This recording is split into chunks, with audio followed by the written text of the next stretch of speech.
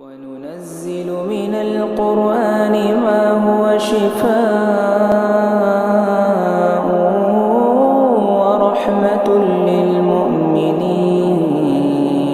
ولا يزيد الظالمين إلا خسارا. السلام عليكم ورحمة الله وبركاته. أعوذ بالله من الشيطان الرجيم. بسم الله الرحمن الرحيم.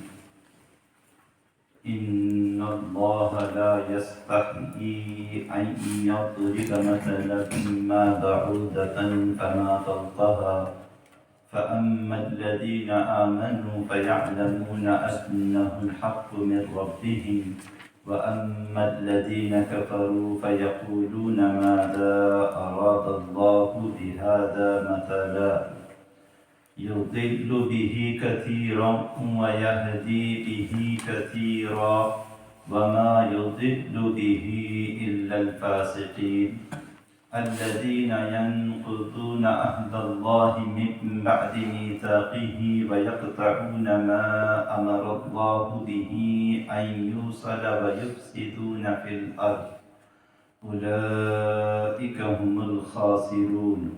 كيف تكفرون بالله وكنتم أمواتا فأحياكم ثم يميتكم ثم يحييكم ثم إليه ترجعون. هو الذي خلق لكم ما في الأرض جميعا ثم استوى إلى السماء فسواهن سبع سماوات وهو بكل شيء عليم. صدق اللہ العظیم. پچھلی آیات میں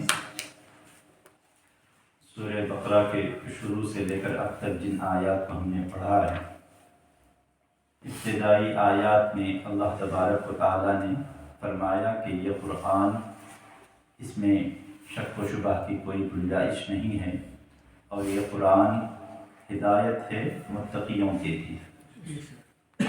متقیوں کے لیے یہ ہدایت. اور پھر متقیوں کے اللہ تبارک و تعالیٰ نے اوصاف بیان فرمائے کہ متقی کون ہے. یعنی وہ جو اللہ تبارک و تعالیٰ پر ایمان لائے، جو یوم آخرت پر ایمان لائے، جو کتاب حضور پر نازل ہوئی اس پر ایمان لے آئے، اور جو اس سے پہلے جو کتابیں نازل ہوئیں ان سب پر ایمان لائے. اور پھر اللہ تبارک و تعالیٰ نے فرمایا کہ یہی کامیاب، یہ اللہ تبارک و تعالیٰ کی طرف سے ہدایت پر ہیں. اولئک علی ھدی من ربہم واولئک ھم المفلحون. یہی کامیاب. پھر اس کے بعد کافروں کا تذکرہ ہوا. ایمان والوں کا تذکرہ ہونے کے بعد پھر کافروں کا تذکرہ ہوا کہ کافر جو اللہ تبارک و تعالیٰ کا انکار کرتے ہیں. پھر ان کے بعد مؤمن اور کافر، ان دونوں کیٹیگری کے درمیان ایک بیچ میں اور ایک کیٹیگری آتی ہے جسے ہم منافق کہتے ہیں. پھر منافقوں کا تذکرہ ہوا، اور منافقوں کا تذکرہ ختم ہونے کے بعد اللہ تبارک و تعالیٰ نے منافقین کی ایک دو مثالیں بیان فرمائی. ٹھیک ہے. او کصیب من السماء فیہ ظلمات ورعد وبرق. ان آیات میں اللہ تبارک و تعالیٰ نے ان کی مثالیں، ایگزامپلز اللہ تبارک و تعالیٰ نے بیان فرمائی. اور پھر اس کے بعد یا ایھا الناس اعبدوا ربکم الذی خلقکم. وہاں سے اللہ تبارک و تعالیٰ نے تقوی کیسے حاصل کیا جا سکتا ہے، تقوی حاصل کرنے کا طریقہ کیا ہے، اس کو اللہ تبارک و تعالیٰ نے بیان فرمایا کہ تم اللہ تبارک و تعالیٰ کی عبادت کرو. وہ جس نے تمہیں پیدا کیا، تم سے پہلے والے جتنے تمہارے آبا و اجداد ہیں سب کو جس نے پیدا کیا اس کی عبادت کرو. جس نے تمہارے لیے زمین کا بچھونا بنایا، آسمان کا شامیانہ سجایا، آسمان کی عمارت بنائی اللہ تبارک و تعالیٰ نے، آسمان سے زمین پر پانی نازل فرمایا، اور اس پانی سے پھر تمہارے لیے اللہ تبارک و تعالیٰ نے پھل پیدا فرمائے. تو اللہ تبارک و تعالیٰ کے علاوہ کسی اور کو شریک نہ ٹھہراؤ. اب توحید باری تعالیٰ کا بیان ہو گیا تھا. پھر اس کے بعد اللہ تبارک و تعالیٰ نبوت پر آتا ہے کہ صرف میری توحید کا اقرار کر لینا یہ کافی نہیں ہے، بلکہ میرے آخری پیغمبر میرے محبوب پر بھی ایمان لانا ضروری ہے. پھر حضور کی نبوت پر اور حضور پر اللہ تبارک و تعالیٰ نے جو کتاب یعنی قرآن پاک نازل فرمائی، اس کے تعلق سے اللہ تبارک و تعالیٰ بیان فرماتا ہے وَإِن كُنتُمْ فِي رَيْبٍ مِّمَّا نَزَّلْنَا عَلَىٰ عَبْدِنَا فَأْتُوا بِسُورَةٍ مِّن مِّثْلِهِ. کہ کہ میرا محبوب، میرا آخری نبی یہ بھی حق ہے، میری کتاب بھی حق ہے۔ اگر تمہیں اس میں کسی بھی طرح کا کوئی شک و شبہ ہے تو اس قرآن پاک کی ایک چھوٹی سی صورت لے لو اور اس صورت کی طرح تم کوئی دوسری صورت بنا کر لاؤ۔ اور پھر آگے اللہ تبارک تعالیٰ خود بیان فرماتا ہے فَإِن لَمْ تَفْعَلُوا وَلَن تَفْعَلُوا فَاتَّقُوا النَّارَ الَّتِي وَقُودُهَا النَّاسُ وَالْحِجَارَةُ۔ اگر تم ایسا نہ کر سکو، ہرگز تم ایسا نہیں کر سکتے، یعنی تمہارے اندر یہ سخت نہیں ہے، یہ تمہارے بس کی بات نہیں ہے کہ قرآن پاک کا تم مقابلہ کر سکو، ٹھیک ہے؟ تو اللہ تبارک تعالیٰ پھر بندوں سے فرماتا ہے فَاتَّقُوا النَّارَ الَّتِي، تو اس آگ سے ڈرو جو آگ کفار کے لیے تیار کی گئی، ٹھیک ہے؟ اور پھر جب جہنم کا تذکرہ ہوا اور جہنم کے تعلق سے یہ بتلایا گیا کہ جہنم وعدت للکافرین، کافروں کے لیے تیار کی گئی ہے، تو پھر اللہ تبارک تعالیٰ نے جنت کا بھی تذکرہ فرمایا اور پھر جنت میں ملنے والی نعمتوں کا بھی تذکرہ فرمایا اور فرمایا کہ ایمان والے جنت میں ہمیشہ ہمیش رہیں گے۔ یہ اب تک کا خلاصہ ہے جو ہمارا اتوار کے دن تفسیر قرآن کا جو سیشن چلتا ہے، یہ اس کا پورا خلاصہ ہے۔ اب آج جن آیتوں کو ہم نے پڑھا ہے، ان آیتوں میں اللہ تبارک و تعالیٰ کفار کی طرف سے ایک اعتراض کا جواب دے رہا ہے۔ آپ قرآن پاک کھولیں تو 17ویں پارے کا جو آخری صفحہ ہے اس میں اللہ تبارک و تعالیٰ نے ایک مثال بیان فرمائی۔ وہ کیا مثال ہے؟ یا ایھا الناس ضرب مثل فاستمعوا لہ، اے لوگو، مثال بیان کی جاتی ہے تو اسے غور سے سنو، کان لگا کر سنو۔ کیا؟ ان الذین تدعون من دون اللہ لن یخلقوا ذبابا ولو اجتمعوا لہ، کہ جو اللہ کو چھوڑ کر اللہ کے علاوہ کسی اور کو پوجتے ہیں، اللہ کے علاوہ کسی اور کی عبادت کرتے ہیں، اللہ کے علاوہ کسی اور کو پکارتے ہیں، وہ مکھی اور مچھر بھی پیدا نہیں کر سکتے۔ وَلَوِ اجْتَمَعُوا لَهُ، اگرچہ یہ سب کے سب مکھی یا مچھر کو بنانے کے لیے سب کے سب جمع ہو جائیں تو بھی جو ہے مکھی اور مچھر بھی پیدا کرنے کی ان کے اندر صلاحیت نہیں ہے۔ اور پھر آگے اللہ تبارک تعالیٰ فرماتا ہے وَإِن يَسْلُبْهُمُ الذُّبَابُ شَيْئًا لَا يَسْتَنقِذُوهُ مِنْهُ، کہ مکھی اگر ان سے کوئی چیز چھین کر لے جائے، ہے نا؟ بتوں کے سامنے آپ نے بھی دیکھا ہوگا، مندروں میں جو ہے وہ پھل فروٹ رکھے ہوتے ہیں، مورتیوں کے سامنے مٹھائیاں بھی رکھی ہوتی ہیں، مکھیاں جا کر اس پر بیٹھتی ہیں۔ تو اللہ تبارک تعالیٰ بیان فرماتا ہے کہ یہ جو جنہیں تم اپنا معبود سمجھ رہے ہو نا، جن کو تم اپنا خدا سمجھ رہے ہو، ان کی کمزوری اور ان کی حقارت کی حد تو یہ ہے کہ ایک مکھی بھی پیدا نہیں کر سکتے۔ پیدا کرنا تو دور کی بات ہے، اگر مکھی آ کر ان کے سامنے جو چیزیں رکھی ہوئی ہیں ان پر بیٹھ کر کچھ کھا بھی لیتی ہیں یا وہاں سے اٹھا کر لے جاتی ہیں، تو یہ مورتیاں، یہ پتھر کے تمہارے معبود اس مکھی سے اس چیز کو چھیننے کی بھی صلاحیت نہیں رکھ سکتے، اس کو چھیننے کی بھی ان کے اندر صلاحیت نہیں ہے، یعنی یہ اس قدر کمزور ہے۔ اور ایسوں کو تم جو ہے اپنا خدا سمجھ رہے ہو، اپنا تم معبود سمجھ رہے ہو۔ پتھر کو، جس پتھر کے اندر موومنٹ نہیں ہے، جو پتھر جو ہے ایک جگہ سے دوسری جگہ جا نہیں سکتا، اس پتھر کو تم نے خدا کا درجہ دیا ہوا ہے۔ ضعف الطالب والمطلوب، طالب اور مطلوب دونوں کیا ہی کمزور ہے۔ ایک اور مثال اللہ تبارک و تعالیٰ نے کافروں کی کمزوری کے تعلق سے اور کافروں کے معبودوں کی کمزوری کے تعلق سے 20ویں پارے کے آخری سورہ عنکبوت میں اللہ تبارک و تعالیٰ نے بیان فرمائی۔ 20ویں پارے کا آخری صفحہ ہے کہ مثل الذین اتخذوا من دون اللہ اولیاء کمثل العنکبوت، اللہ کے علاوہ جو دوسروں کو اپنا معبود بنا لیتے ہیں ان کی مثال مکڑی کی طرح ہے۔ اتخذت بیتا، جس مکڑی نے اپنا گھر بنایا۔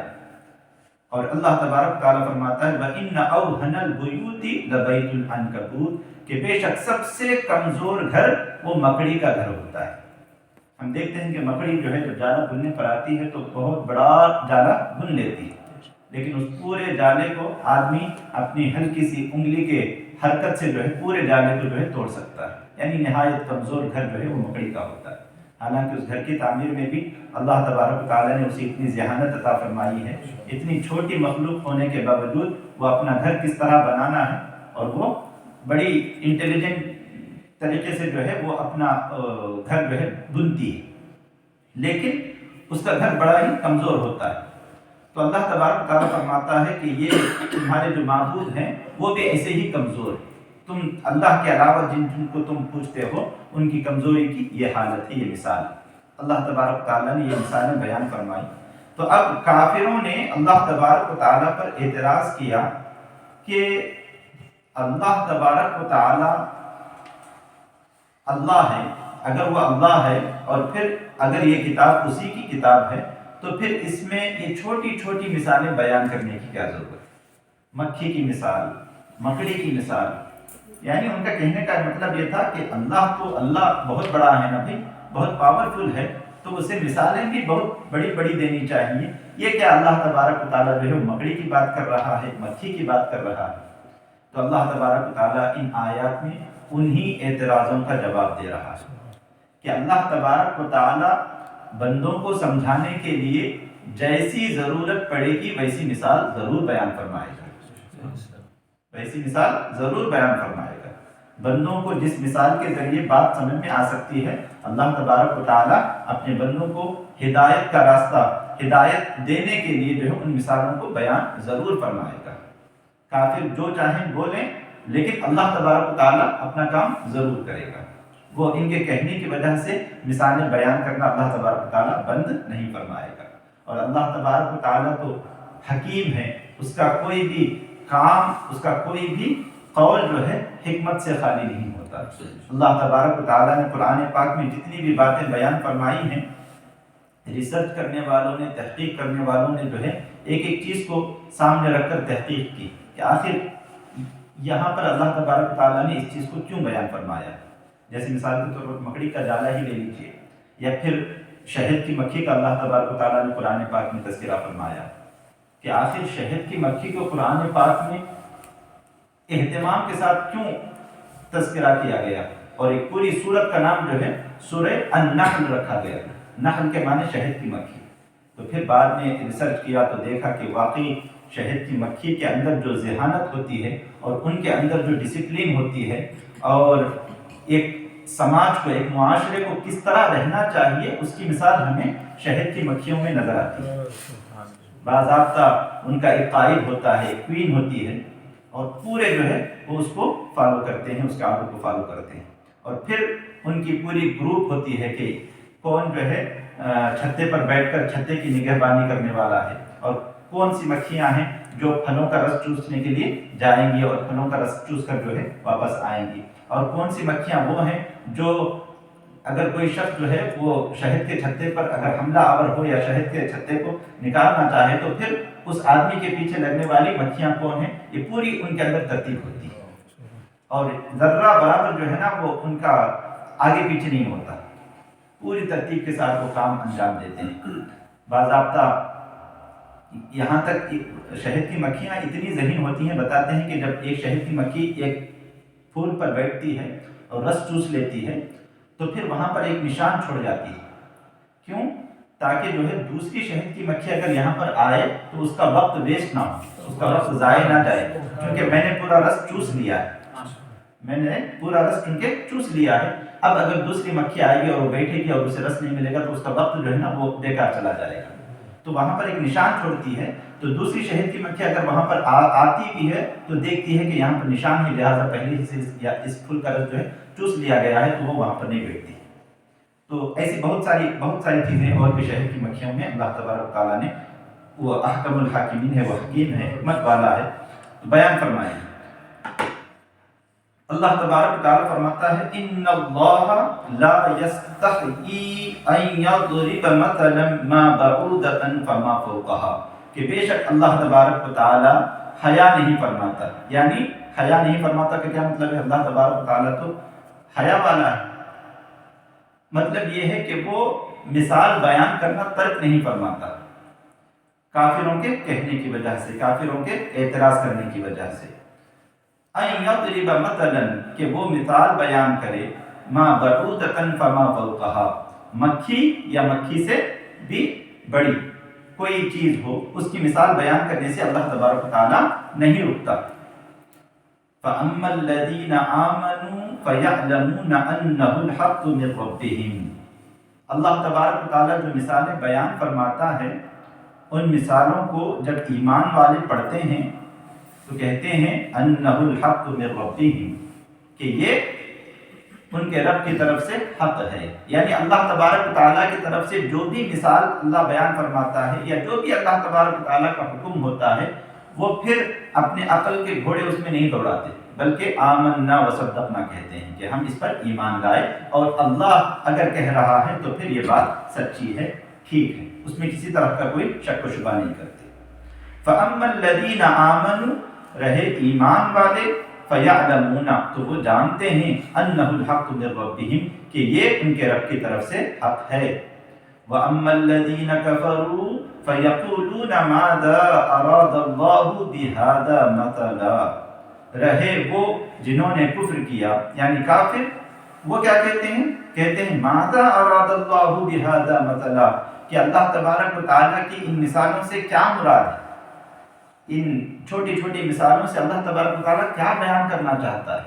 کافر اس طرح اللہ تبارک و تعالیٰ پر اعتراض کرتے ہیں۔ اللہ تبارک و تعالیٰ فرماتا ہے یضل بہ کثیرا ویہدی بہ کثیرا کہ اللہ تبارک و تعالیٰ اسی سے یعنی اسی کلام سے اللہ تبارک و تعالیٰ بہتوں کو گمراہ کرتا ہے، ویہدی بہ کثیرا اور اس سے بہتوں کو اللہ تبارک و تعالیٰ ہدایت عطا فرماتا ہے۔ ٹھیک ہے، وما یضل بہ الا الفاسقین اور اس سے گمراہ نہیں کرتا اللہ تبارک و تعالیٰ مگر ان کو جو نافرمان ہیں، جو فاسق ہیں یعنی جو حق کو قبول نہیں کرنا چاہتے، ہاں وہ جو ہے بڑی آسانی کے ساتھ گمراہ ہو جاتے ہیں۔ کیسے کہ شک و شبہ کر کے وہاں اپنے عقل کے گھوڑے دوڑائیں گے، قرآن پاک کی تفسیر جو ہے وہ حضور اکرم صلی اللہ تعالی علیہ وسلم کے ارشادات کے موافق نہیں کریں گے بلکہ صحابہ کرام کے اقوال کی روشنی میں نہیں کریں گے، جو بزرگان دین نے قرآن پاک کی تفسیر کی ہے اس کو نہیں مانیں گے بلکہ کیا کہیں گے کہ نہیں وہ سب غلط ہے، میں ابھی جو بتا رہا ہوں یہی صحیح ہے۔ قرآن پاک ہی سامنے رکھ کر وہ بیٹھیں گے، قرآن پاک کی آیتیں ہی بیان کریں گے لیکن مفہوم وہ بتائیں گے جو مفہوم آج سے 1450 سال میں کسی نے نہیں بتایا، 1450 سال میں کسی نے نہیں بتایا، ایسا مفہوم بیان کریں گے، ایسا مطلب بیان کریں گے۔ قرآن پاک کی تفسیر جو ہے وہ اپنی رائے اور اپنی عقل کے مطابق کرنے کی کوشش کریں گے، حالانکہ قرآن پاک کی تفسیر اپنی عقل کے مطابق آپ نہیں کر سکتے۔ تفسیر القرآن بالرائے اس کی اجازت نہیں ہے بلکہ قرآن پاک کی تفسیر جو ہے وہ ایک تو میں نے بتایا تھا کہ تفسیر القرآن بالقرآن کہ قرآن پاک کی تفسیر خود قرآن پاک کی کسی دوسرے آیت سے ہو جائے یا پھر قرآن پاک کی تفسیر حضور اکرم صلی اللہ تعالی علیہ وسلم کی حدیث پاک سے ہو جائے یا پھر صحابہ کرام کے اقوال سے ہو جائے یا تابعین، صحابہ کرام کے بعد تابعین، یہاں پھر کسی اس کے بعد جو ہے لوگوں کو اپنی عقل سے اس میں کسی طرح کی تفسیر کی کوئی گنجائش نہیں رہی کہ کوئی بھی شخص جو ہے اپنی عقل کے مطابق جو ہے قرآن پاک کی کوئی تفسیر بیان کرنا چاہے۔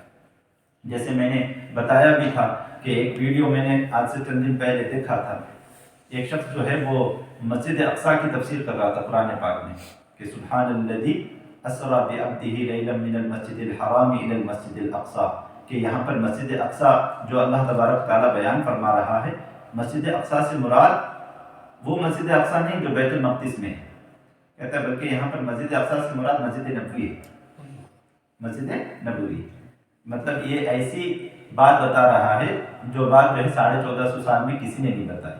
سب جانتے ہیں کہ 3 مسجدیں ہیں جو ہمارے لیے حرم کا درجہ رکھتی ہیں، مسجد حرام، مسجد نبوی اور مسجد اقصیٰ، لیکن یہ 1450 سال کے بعد آیا اور یہیں یوکے ہی میں رہتا ہے، اس کے بھی بہت سارے فالوورس ہیں، یوٹیوب میں بہت سارے لوگ جو ہے اس کے ویڈیوز دیکھتے ہیں۔ کہہ رہا ہے کہ مطلب مسجد اقصیٰ سے مسجد اقصیٰ وہ بیت المقدس والی نہیں بلکہ مسجد نبوی مراد، تاکہ وہاں پر مسلمانوں کا جو مسجد اقصیٰ سے جو کنیکشن ہے وہ کنیکشن ہی ٹوٹ جائے، اور پھر جو اسرائیلیوں کا جو پورا پلان ہے پورے بیت المقدس پر قبضہ کرنے کا اور فلسطین پر قبضہ کرنے کا وہ ان کے لیے راستہ آسان ہو جائے۔ تو یہ انہی لوگوں کی پشت پناہی سے کچھ ایسے لوگ ہیں جو اسلام کا لبادہ اوڑھ کر بیٹھے ہوئے ہیں اور ایسی باتیں بتا رہے ہیں جس سے جو ہے نا یہودیوں کو فائدہ پہنچے، زائنسٹ لوگوں کو فائدہ پہنچے اور مسلمانوں کا نقصان۔ اب اللہ تبارک و تعالیٰ نے یہ بیان فرمایا کہ وما یضل بہ الا الفاسقین، کہ اللہ تبارک و تعالیٰ اس سے گمراہ نہیں کرتا مگر وہ جو فاسق ہیں۔ اب فاسق کون ہے؟ فاسق کون ہے؟ اب ان کا تذکرہ ہو رہا ہے، الذین ینقضون عہد اللہ من بعد میثاقہ، فاسق وہ ہیں جو اللہ تبارک و تعالیٰ کا عہد مضبوط ہونے کے بعد توڑ دیتے ہیں، پکا ہونے کے بعد توڑ دیتے ہیں۔ اب اللہ تبارک و تعالیٰ کا عہد کس نے توڑا؟ اس دنیا میں آنے سے پہلے بھی ہمارا ایک وجود تھا، عالم ارواح میں۔ عالم ارواح میں تمام روحیں حضرت آدم سے لے کر دنیا کے آخری انسان تک جتنے بھی لوگ اس دنیا میں آئے ہیں، آنے والے ہیں، سب کی روحیں موجود تھیں، اور اللہ تبارک و تعالیٰ نے روحوں کے سامنے اپنے تعلق سے فرمایا تھا کہ الست بربکم، کہ کیا میں تمہارا رب نہیں ہوں؟ کیا میں تمہارا رب نہیں ہوں؟ اس وقت سبھی روحوں نے، سب سے پہلے روح محمدی صلی اللہ علیہ وسلم نے کہا بلا، کہ ہاں تو ہمارا رب ہے۔ اور پھر جب حضور نے کہا تو حضور کی اتباع میں تمام نبیوں کی جو روحیں وہاں پر موجود تھی، سب نبیوں کی روحوں نے کہا کہ ہاں تو ہمارا رب ہے۔ اور پھر اس کے بعد تمام لوگوں کی روحوں نے اس بات کا اقرار کیا تھا کہ تو ہمارا رب ہے، تو ہمارا رب ہے، آخری انسان تک۔ لیکن دنیا میں آنے کے بعد ان لوگوں نے اپنا وہ عہد جو ہے توڑ دیا۔ جو کافر ہیں، جنہوں نے اللہ تبارک تعالیٰ کو اپنے معبود ماننے سے انکار کر دیا، اس عہد کو انہوں نے توڑ دیا۔ تو اب انہی کے تعلق سے بیان فرماتا ہے کہ فاسق وہ ہیں جو اللہ تبارک و تعالیٰ کا وعدہ، اللہ تبارک و تعالیٰ کا عہد توڑتے ہیں، من بعد میثاقہ، وہ وعدہ پکا ہونے کے بعد، یعنی پکا ہو چکا تھا، تم سب نے اپنی زبان سے خود اقرار کیا تھا کہ تو ہمارا رب ہے۔ وَيَقْطَعُونَ مَا أَمَرَ اللَّهُ بِهِ أَن يُوصَلَ، اور اس کو توڑتے ہیں جس کو جوڑنے کا اللہ تبارک و تعالیٰ نے حکم دیا ہے۔ رشتہ داریوں کو اللہ تبارک و تعالیٰ نے جوڑنے کا حکم دیا ہے، لیکن فاسق وہ ہیں جو رشتہ داریوں کو توڑنے کا کام کرتے ہیں، رشتہ داریوں کو توڑنے کا کام کرتے ہیں۔ کچھ لوگوں کو دیکھا گیا ہے کہ ان کا کام ہی یہی ہوتا ہے کہ وہ لوگوں کے درمیان جو ہے نا فاصلہ بنا دیں، ادھر کی بات ادھر لے جا کر پہنچانا، ادھر کی بات ادھر لے جا کر پہنچانا، اور پھر اس طرح جو ہے وہ رشتوں میں تلخیاں آتی ہیں۔ یہ ناجائز کام ہے۔ اللہ تبارک و تعالیٰ نے کئی جگہ پر قرآن پاک میں یہ بیان فرمایا ہے کہ رشتوں کو جوڑو، رشتوں کو توڑو نہیں۔ اور خود حضور اکرم صلی اللہ تعالیٰ علیہ وسلم نے بھی احادیث میں کئی جگہ پر اس بات کی تاکید فرمائی ہے کہ ہمیں رشتے جوڑنے ہیں، رشتوں کو توڑنا نہیں، رشتوں کو توڑنا نہیں۔ چھوٹی موٹی بات اگر کسی سے ہو بھی جائے تو رشتہ داری میں ہمیں اس کو نظر انداز کرنا چاہیے، نظر انداز کرنا چاہیے۔ خاص طور سے جب ہمارے سامنے، میرے سامنے آ کر کوئی شخص جو ہے وہ میرے بھائی کی برائی کرنے لگے کہ تمہارا بھائی تمہارے پیٹھ پیچھے یہ کہہ رہا تھا، تو ہمیں اس کی بات بالکل بھی نہیں سننا ہے، بلکہ اس کی بات شروع ہونے سے پہلے ہی یہ بتا دینا ہے کہ اگر میرے بھائی نے کہا ہے تو ٹھیک ہی کہا ہوگا، آپ اپنا راستہ لیں، اور مجھے اپنے بھائی کے تعلق سے آپ کو کچھ بھی بتانے کی ضرورت نہیں۔ لیکن انسانی فطرت میں یہ چیز ہے کہ وہ اپنے تعلق سے جب کوئی شخص کہنے کے لیے آتا ہے نا تو پھر شیطان اس کو ابھارتا ہے کہ سنو، اچھا وہ یہ کہہ رہا تھا، اچھا تو پھر یہاں پر وہ پھر بڑھ کر جو ہے ایک دو باتیں اس کے تعلق سے، اپنے بھائی کے تعلق سے کہے گا، تو پھر وہی شخص اس کے پاس جا کر پھر دوبارہ کہتا ہے کہ تمہارا بھائی جو ہے تمہارے تعلق سے یہ کہہ رہا تھا، اور پھر وہ فاصلے بڑھتے جاتے ہیں۔ آپ لوگوں نے تجربے کار لوگ ہیں، آپ نے بہت عرصہ الحمدللہ گزارا ہے، یہ ساری چیزیں آپ لوگوں کو زیادہ بہتر طریقے سے معلوم ہوں گی۔ کبھی کبھی نا ایسا معلوم ہوتا ہے کہ چھوٹی بات کے لیے دونوں کے درمیان، دو بھائیوں کے درمیان فاصلہ آیا، اور پھر وہ بڑھتا گیا، کئی سال ہو گئے، دونوں بھائی، دونوں بہنیں یا رشتہ دار جو ہیں وہ آپس میں ملے ہی نہیں، اور آخر میں جب کوئی شخص جو ہے نا اس پر تھوڑا جانکاری حاصل کرنے کی کوشش کرتا ہے کہ آخر کیا بات تھی جس کی وجہ سے ان دونوں کے درمیان اتنے عرصے تک بات چیت بند رہی اور رشتہ داری جو ہے ان کی کٹی رہی، تو پتہ چلتا ہے کہ دونوں کے درمیان کوئی مسئلہ ہی نہیں تھا، بس چھوٹی سی بات تھی، نظر انداز کرنے والی بات تھی، لیکن اسی بات کو انہوں نے بڑھا کر لیا، اور آج یہ ہے کہ ان دونوں کی وجہ سے ان دونوں کے بچوں میں، پھر ان کے بچوں میں بھی جو ہے نا وہ اندر ہے، سالوں تک یہ بات چلتی رہتی ہے۔ تو اللہ تبارک و تعالیٰ فاسقوں کی مثال، فاسقوں کا بیان کرتے ہوئے کہہ رہا ہے کہ فاسق وہ ہیں جو ان رشتوں کو توڑتے ہیں جن رشتوں کو اللہ تبارک و تعالیٰ نے جوڑنے کا حکم فرمایا ہے۔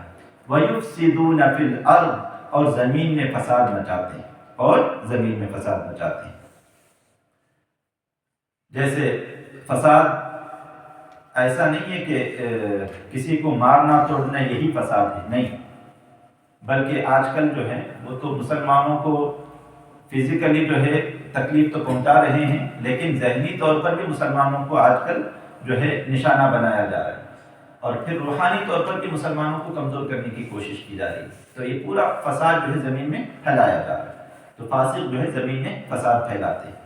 اولئک هم الخاسرون، یہی گھاٹے والے، یہی گھاٹے والے، یعنی یہ فاسقین جو ہے نا، جن کو اللہ تبارک و تعالیٰ گمراہ کرتا ہے، اللہ تبارک و تعالیٰ کے وہ ہیں جو اللہ تبارک و تعالیٰ کے وعدے کو توڑتے ہیں، اور جن چیزوں کو اللہ نے جوڑنے کا حکم دیا ہے ان کو توڑتے ہیں اور زمین میں فساد مچاتے ہیں، یہی گھاٹے میں ہیں، یہی گھاٹے میں۔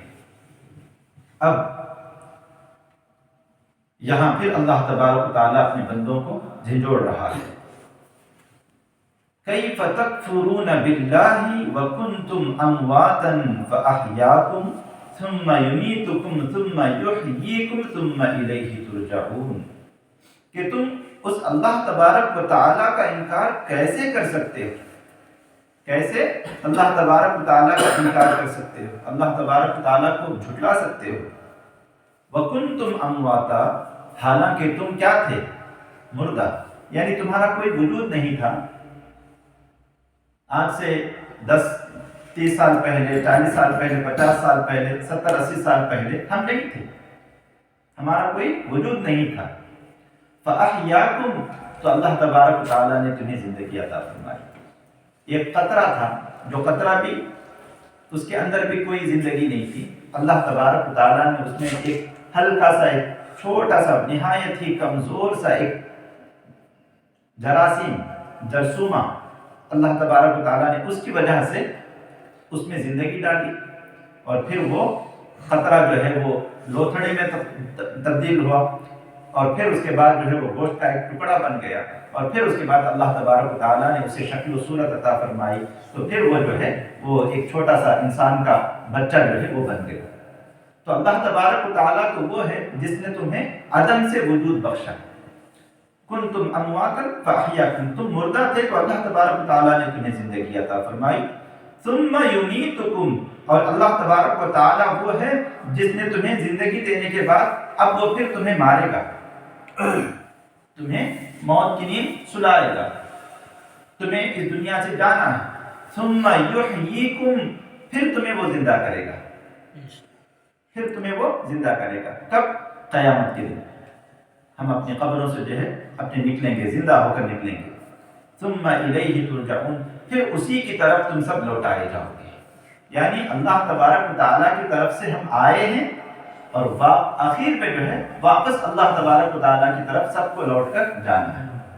عالم ارواح سے ہم آئے نا، ہمارا اس دنیا میں آنے سے پہلے، حضرت آدم کی تخلیق سے پہلے ہم عالم ارواح میں تھے، عالم ارواح کے بعد پھر اللہ تبارک و تعالیٰ نے حضرت آدم کو بنایا، اور حضرت آدم کی نسل سے ہم لوگ اس دنیا میں آئے، تو پھر اللہ تبارک و تعالیٰ ہمیں موت دے گا، اور موت دینے کے بعد ایک لمبا عرصہ ہمیں اپنے قبروں میں گزارنا رہے گا، اور پھر اس کے بعد جب اللہ تبارک و تعالیٰ دوبارہ زندگی دے گا، قبر سے جب ہم اٹھائے جائیں گے تو پھر واپس کہاں جائیں گے؟ اللہ تبارک و تعالیٰ کے پاس۔ اب هو الذی خلق لکم ما فی الارض جمیعا، اللہ تبارک و تعالیٰ وہ ہے، وہی ہے جس نے تمہارے لیے وہ سب کچھ بنایا جو زمین میں ہے۔ زمین میں کیا نہیں؟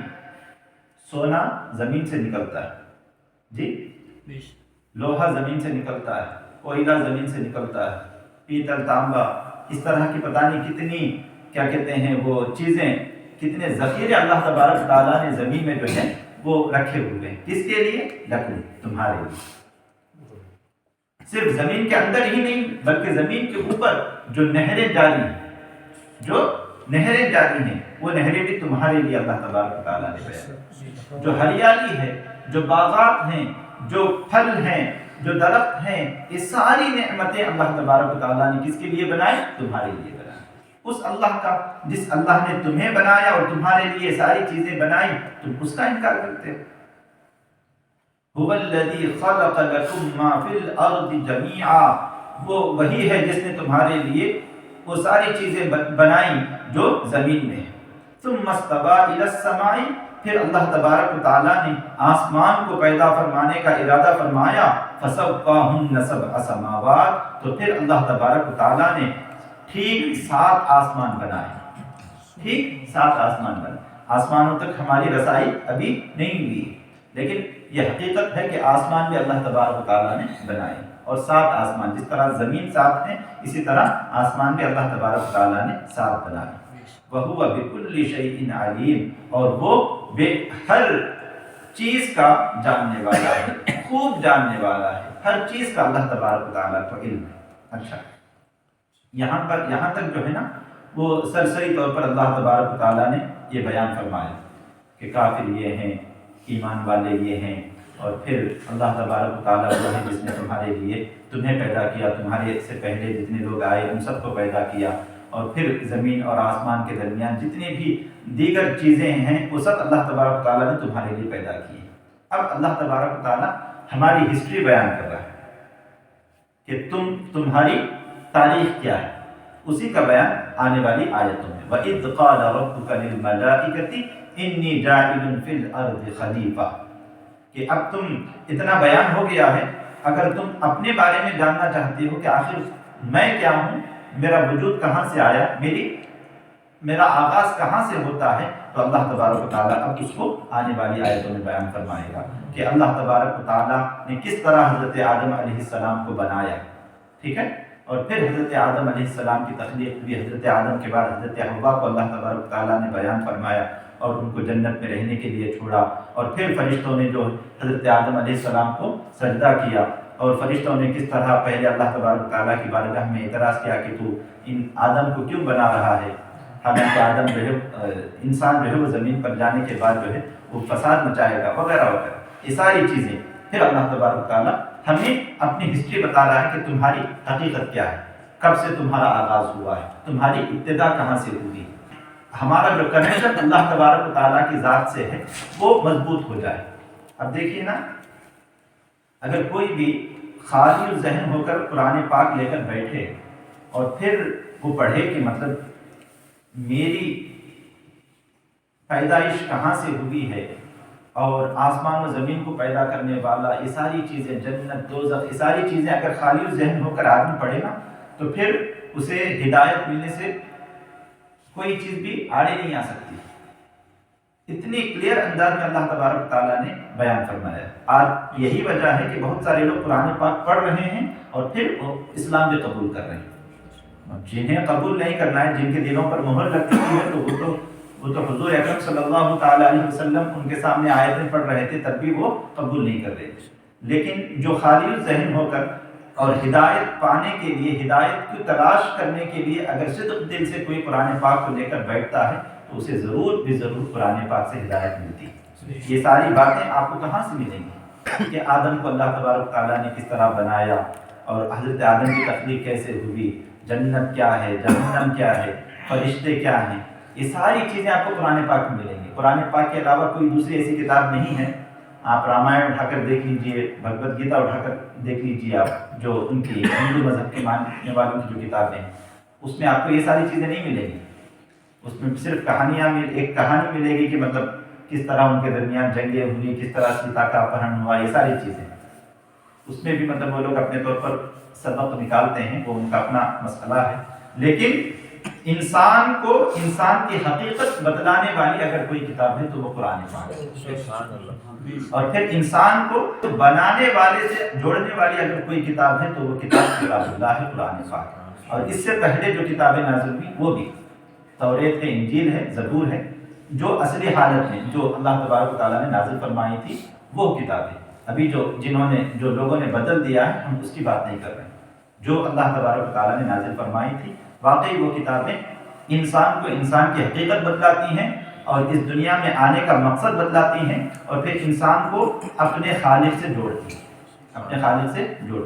انشاءاللہ آنے والے ایام میں جو ہے وہ آگے جو آیتیں آ رہی ہیں ان کی تفسیر بیان کی جائے گی۔ اللہ تبارک و تعالی ہم سب کو علم نافع عطا فرمائے، قرآن پاک کی صحیح سمجھ اللہ تبارک و تعالی ہم سب کو عطا فرمائے، تفقہ فی الدین کی دولت اللہ تبارک و تعالی ہم سب کو عطا فرمائے۔ ربنا تقبل منا انك انت السميع العليم وتب علينا انك انت التواب الرحيم، وصلى الله تعالى على خير خلقه محمد وآله وصحبه اجمعين برحمتك يا ارحم الراحمين۔